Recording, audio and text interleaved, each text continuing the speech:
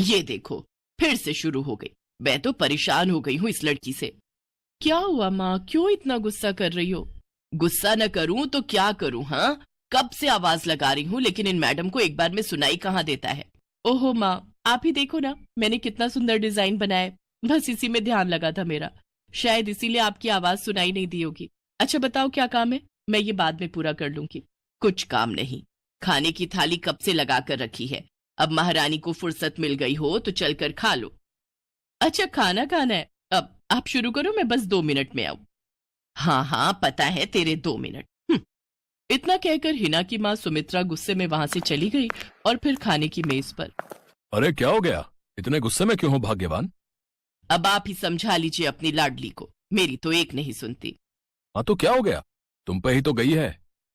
आपको मजाक सूझ रहा है? यहाँ मेरा दिमाग खराब हो रहा है। सारा दिन बस मेहंदी के डिजाइन बनाती रहती है और कोई काम ही नहीं है इसे। इसका मतलब वो सच में तुम पर ही गई है। तुम्हें भी तो मेहंदी लगाने का बड़ा शौक था ना इस उम्र में। हाँ, पर मैं घर का सारा कामकाज निपटाने के बाद ये सब करती थी। अरे ये तो खाना पीना भी छोड़कर बैठी है। सुमित्रा अपने पति सुरेश से हिना की शिकायतें कर ही रही थी कि तभी हिना वहां आ गई। क्या बनाया माँ? खुशबू तो बड़ी अच्छी आ रही है। मिल गई तुझे फुर्सत? हाँ माँ, देखो ना मेरा आज का डिजाइन। पापा देखिए ना कैसा है। हम्म, सच में डिजाइन तो वाकई बढ़िया बनाया है लाडू। ये लाडो बोल बोल कर आपने ही इसका दिमाग खराब करके रखा है। मेरी जान को कितना काम है पता है, ती जा रही है, मगर ये लड़की मेरी बिल्कुल मदद नहीं करती। ओहो, आज सिर्फ खरी खोटी ही सुनाओगी या कुछ खाना भी मिलेगा भाग्यवान? सुरेश की बात सुनकर सुमित्रा की हंसी निकल गई और उसे हंसता देख सभी लोग हंसने लगे। हिना अपने माता पिता की अकेली संतान थी। हिना को बचपन से ही मेहंदी के नए नए डिजाइन बनाने का बड़ा शौक था। वो कागज पर रोज कुछ न कुछ नया बनाने की कोशिश करती और फिर उसे अपने या अपनी माँ के हाथों पर लगाती। हिना के कॉलेज की पढ़ाई भी अब पूरी हो गई थी, तो अब उसके लिए रिश्ते आने भी शुरू हो गए थे। अरे सुमित्रा कहाँ हो, जल्दी आओ। क्या हुआ जी? जरा इस फोटो को तो देखो, कैसा है लड़का? दिखने में तो बहुत ही बढ़िया है। हाँ वो कानपुर वाले फूफा जी है ना, उन्होंने बताया है इस लड़के के बारे में। अपनी हिना के लिए कैसा रहेगा? लड़का काम क्या करता है और परिवार में कौन कौन है? फूफा जी बता रहे थे कि कानपुर में इनका अपना कारखाना है। वहां ये अपना दोने पत्तल और डिस्पोजल वगैरह बनाते हैं। ये अच्छा पैसा कमा लेता है, फूफा जी की रिश्तेदारी में है। हाँ। पर उससे पहले ये फोटो एक बार हिना को तो दिखा दो, उसे लड़का पसंद आ जाए तभी बात आगे बढ़ानी चाहिए ना। अरे हाँ, ये भी सही कह रही हो। लाडो, ओ लाडो, अरे कहाँ है बिटिया? सुरेश ने फौरन जाकर कमल की फोटो हिना को दिखाई, तो हिना को भी कमल पसंद आ गया। उधर कमल को भी हिना पहली ही नजर में भाग गई और इस तरह से कुछ ही दिनों में कमल और हिना की शादी खूब धूमधाम से हो गई। शादी के बाद कमल और हिना अपनी गृहस्थी में बहुत खुश थे। फिर एक शाम। ये क्या लिख रही हो हिना? लिख नहीं रही हूँ, मेहंदी का डिजाइन बना रही हूँ। अच्छा, पर कागज पर क्यों? प्रैक्टिस तो रोज ही करनी होती है ना, तो इसीलिए कागज पर डिजाइन बनाती हूँ। अच्छा अच्छा, अब जरा दिखाओ तो सही। अरे वाह, ये डिजाइन क्या सच में तुमने बनाया है? हाँ अच्छा है ना, अब मैंने और भी बनाकर रखे हैं, रुकिए मैं भी लेकर आती हूँ। हिना ने अपने बनाए सारे डिजाइन्स कमल को दिखाए, जो कमल को बहुत पसंद आए और उसने हिना की खूब तारीफ की। सब कुछ अच्छा चल रहा था और ऐसे ही हंसी खुशी दिन बीत रहे थे, लेकिन फिर एक सुबह। हेलो, क्या हुआ राठी जी, इतनी सुबह सुबह फोन क्यों किया? सर आप जल्दी से आ जाइए, गजब हो गया। अपनी फैक्ट्री में आग लग गई है सर। सब कुछ जल गया सर, कुछ भी नहीं बचा सर, जल्दी आ जाइए आप। फोन पर अपने मैनेजर की बात सुनकर कमल के पैरों तले जमीन खिसक गई। फैक्ट्री पहुंचा तो देखा वाकई फैक्ट्री पूरी तरह से जल रही थी। तभी एक जलती हुई बड़ी सी लकड़ी कमल पर आ गिरी, जिसकी वजह से वो बुरी तरह झुलस गया।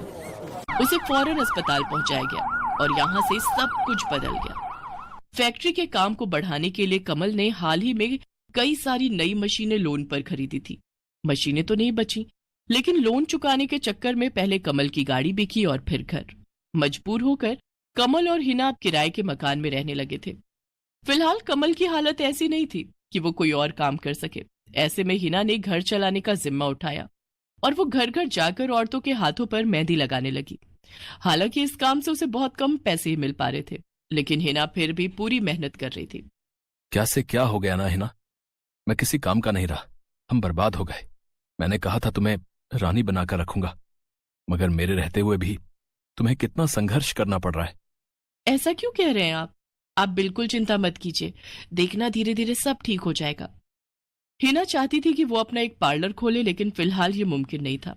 मेहंदी लगाने का काम भी सीजन पर ही मिल पाता था, तो अब दिक्कत खाने पीने की भी होने लगी। ऐसे में हिना ने एक सेठ के घर मेड का काम करना शुरू कर दिया। और फिर एक दिन, सुन, तुझे कोई मेहंदी वाली पता है क्या? क्यों मैडम? अरे वो तीज आ रही है ना, तो मेहंदी लगवानी थी। हाँ, बाहर इतनी गर्मी है, अब ऐसे में कौन बाहर जाए, तो घर पर ही आकर कोई लगा दे तो बढ़िया रहेगा। अब हाँ हाँ मैडम, मैं बहुत अच्छी मेहंदी लगाती हूँ, आप मुझसे लगवा लो। ना ना ना, अगर खराब कर दी तो? तीज की पार्टी है मेरे यहाँ, मेहंदी तो बढ़िया ही लगवानी है मुझे। मैडम आप बिल्कुल चिंता मत कीजिए, और रुकिए, मैं अभी आपको कागज पर मेहंदी का डिजाइन बनाकर दिखाती हूँ, फिर आगे आप ही तय करना।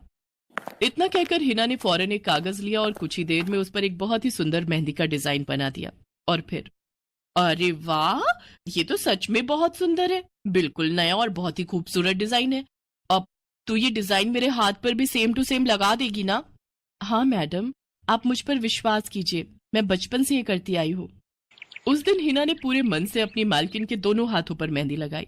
हिना ने जो डिजाइन बनाया था वो एकदम नया था और सुंदर भी। फिर अगले दिन, नमस्ते साहब, वो आपको कुछ? हाँ हाँ, मैं तुम्हारा ही इंतजार कर रहा था। ये कल शिवानी के हाथों पर तुम ही ने मेहंदी लगाई थी ना? जी साहब, मैंने ही लगाई थी।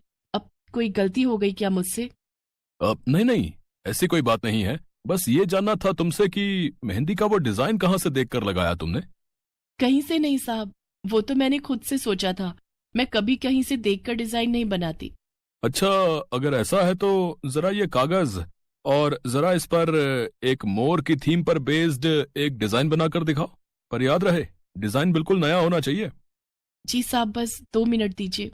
हिना ने बस कुछ मिनटों के अंदर वो करके दिखा दिया, जिसे देखकर उसका मालिक साहिल मल्होत्रा हैरान रह गया। वाह, सच में कमाल है ये तो। अब तुमने डिजाइनिंग सीखी है क्या कहीं से?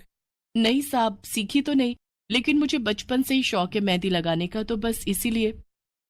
समझ गया। देखो ही ना, तुम्हारा हुनर लाजवाब है और तुम्हें अपने इस हुनर को ऐसे बेकार नहीं जाने देना चाहिए। जी मतलब? तुम्हें पता है ना, मेरी फैक्ट्री में लेडीज कपड़ों के लिए कपड़ा बनता है, लेकिन काफी समय से मैं परेशान हूं, क्योंकि सूट साड़ियों वगैरह के लिए मेरे पास नए डिजाइन की कमी पड़ गई है। लेकिन अब लगता है ये कमी नहीं रहेगी। बोलो, बतौर डिजाइनर मेरे लिए काम करोगी तुम? जी साहब, बिल्कुल करूंगी। ये हिना के लिए सपने के सच होने जैसा था। अब वो काम वाली बाई से एक डिजाइनर बन गई।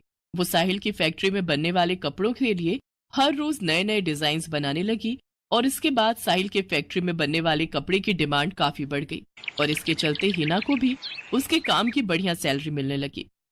हिना अब अपनी कमाई से न सिर्फ अपना घर खर्च चलाने लगी, बल्कि उसने शहर के बढ़िया डॉक्टर से कमल का इलाज भी कराया, जिससे कमल बहुत जल्दी ठीक हो गया और उसने भी काम करना शुरू कर दिया।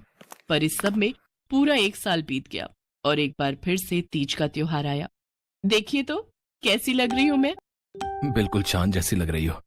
हिना ने नई हरे रंग की साड़ी पहनी हुई थी, जो उसने खुद डिजाइन की थी, और वाकई वो उसमें बहुत ही सुंदर लग रही थी।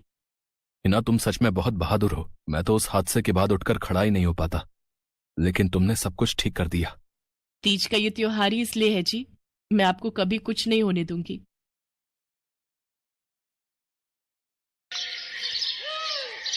मीरा, ओ मीरा, चल तो जल्दी से आटा गूंथ दे, मैं फटाफट रोटियां सेक दूंगी।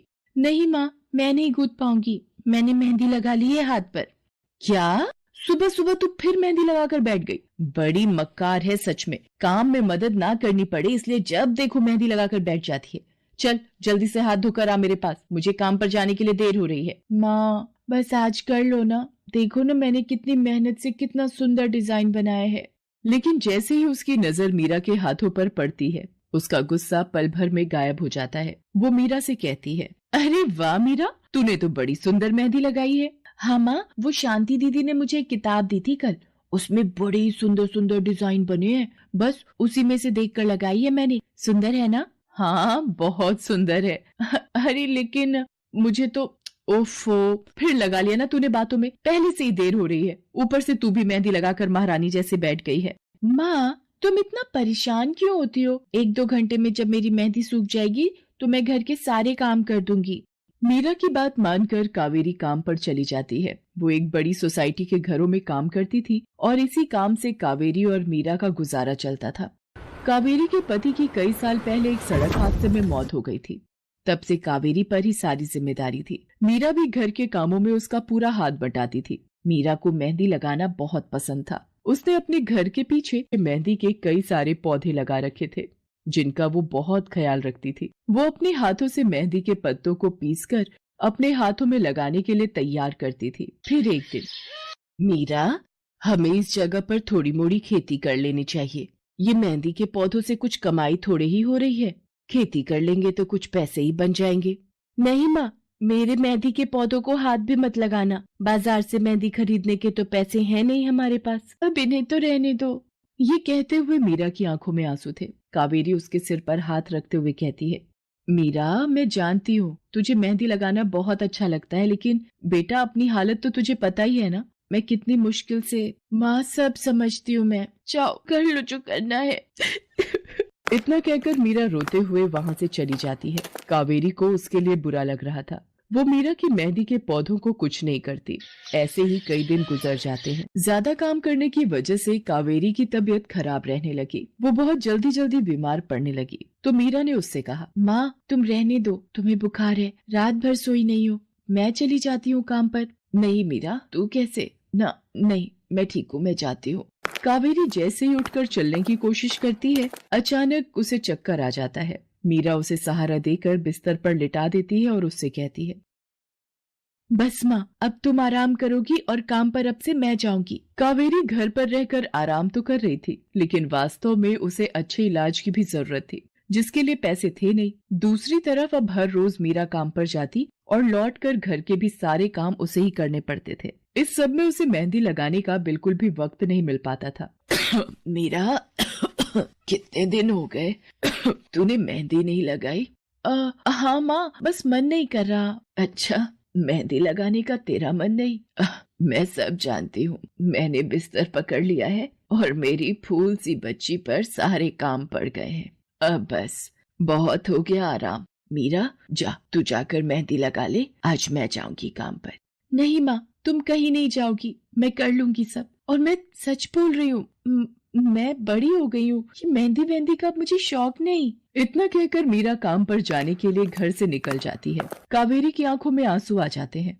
मीरा सोसाइटी के कई घरों में काम करती थी। उन्हीं में से एक घर आरती का भी था। उसके घर पर तीज का त्योहार बड़े धूमधाम से मनाया जाता था। तीज की तैयारियों में मीरा भी मदद कर रही थी। इसी बीच, अरे ऐसे कैसे? मैंने सारे रिश्तेदारों को बुला लिया है, मेरी सारी फ्रेंड्स भी आने वाली हैं। मैं क्या कहूँगी उन्हें? फोन पर काफी देर बहस करने के बाद आरती फोन रख देती है। उन्हें उदास देखकर मीरा उससे पूछती है, क्या हुआ मैडम जी, आप कुछ परेशान लग रहे हो? हाँ मीरा, बड़ी मुसीबत हो गई। कल तीज का फंक्शन है, मैंने सबको मेहंदी लगवाने के लिए यहीं बुला लिया है और आखिरी मौके पर ये पार्लर वाली धोखा दे गई। कह रही है कल नहीं आ पाएगी। अब क्या होगा? इतनी जल्दी कौन तैयार होगा सबको मेहंदी लगाने के लिए? मैडम जी, वैसे मैं भी ठीक ठाक मेहंदी लगा लेती हूँ। अरे हाँ, कावेरी ने मुझे बताया तो था एक बार कि तुझे मेहंदी लगाने का बहुत शौक है। वैसे मुझे तो कोई परेशानी नहीं है। तू देख ले बेटा, बहुत सारे हाथ लगाने होंगे और मेहंदी बढ़िया लगनी चाहिए सबके। आप बिल्कुल चिंता मत करिए मैडम जी, मैं सब अच्छे से करूँगी। बहुत दिनों बाद मीरा के चेहरे पर खुशी थी। उसने घर पहुंचते ही मेहंदी के खूब सारे पत्ते तोड़कर पत्थर पर पीसना शुरू कर दिया। ये देखकर कावेरी ने मीरा से कहा, अरे मीरा, शाम हो गई है, अब मेहंदी मत लगा, मौसम भी ठंडा है बेटा।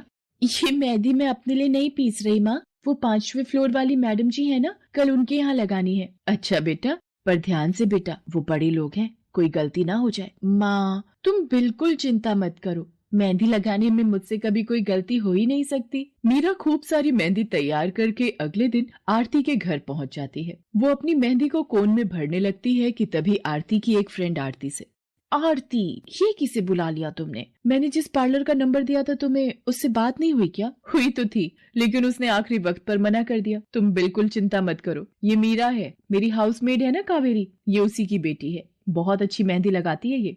ओफो आरती, तुम भी ना, पार्लर की बात अलग होती है, उन लोगों का मटेरियल ब्रांडेड होता है, मेहंदी के रचने की गारंटी मिलती है वहां से। और इसकी मेहंदी तो मुझे कुछ समझ नहीं आ रही, इस पर तो कोई लेबल तक नहीं है। अगर कुछ गलत रिएक्शन हो गया हाथों पर तो?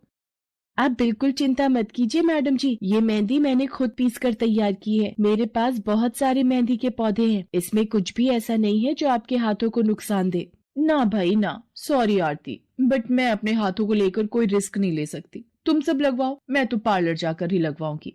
इतना कहकर आरती की दोस्त शालिनी वहां से चली जाती है। आरती मीरा को इशारा देकर काम शुरू करने को कहती है। अरे वाह, मानना पड़ेगा, इस बच्ची ने कमाल की मेहंदी लगाई है। मुझे तो नहीं लगता कि इस मेहंदी का वैसा रंग आएगा जैसा पार्लर वाली मेहंदी का आता है। अब बस भी करो शालिनी, मेहंदी कैसी रचेगी ये कल तक पता चल ही जाएगा ना। बच्ची है वो, उसे इस तरह डराओ तो मत।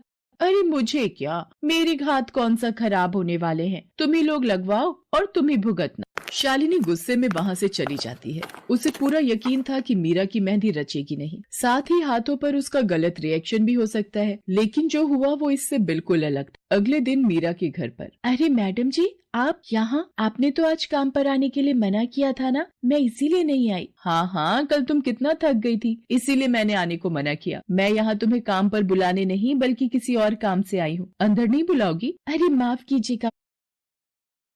छोटी सी प्यारी सी नन्ही